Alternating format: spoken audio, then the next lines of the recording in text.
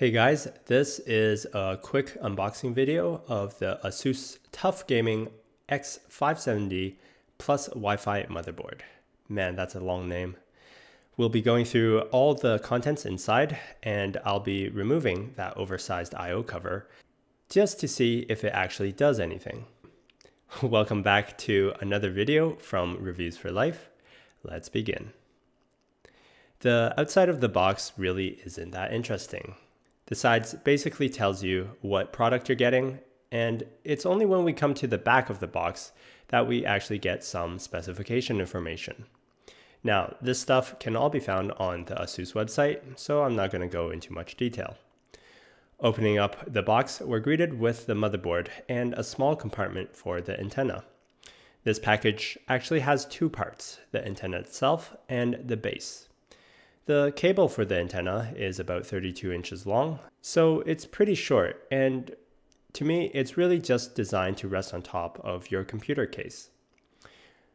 To attach the antenna, slip the ends of the cable through the base and make sure to orient the antenna properly. With a gentle push, it should clip right in.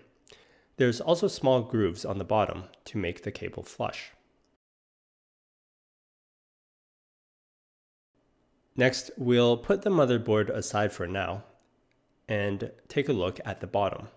Here we see two SATA cables, an I/O shield, some M2 SSD screws, a user manual, some contact information, a CD, and also some advertisements. Taking the motherboard out of the ESD bag, we see three covers. There's the large plastic I/O cover, a chipset fan cover, and a metal NVMe cover. There's only two screws here, and they come off pretty easily. The backside of this cover has a heatsink compound for the NVMe drive, and to apply, simply remove the blue tape and you're good to go. The next piece we'll remove is the fan cover.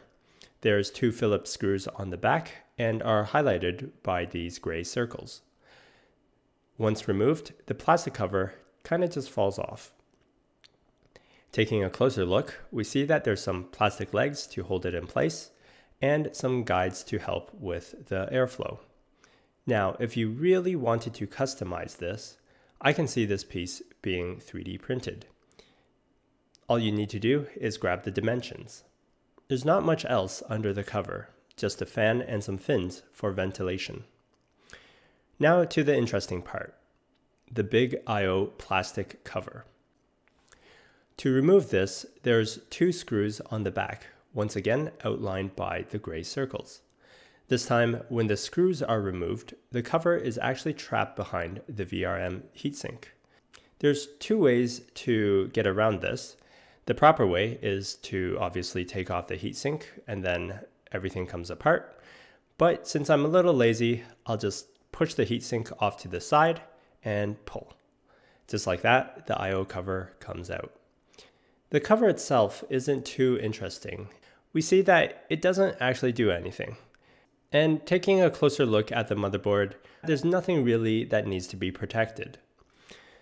I mean, the cover looks cool, but don't let this thing be the deciding factor in your purchase decision. If you can't tell, I'm a little disappointed by this I/O cover. If you wanted to customize the motherboard, I guess this piece can also be 3D printed. If you wanted to remove the Wi-Fi adapter, simply remove the two screws on the back and pull the module away from the motherboard. There is a PCIe connector here, and it seems to be user replaceable.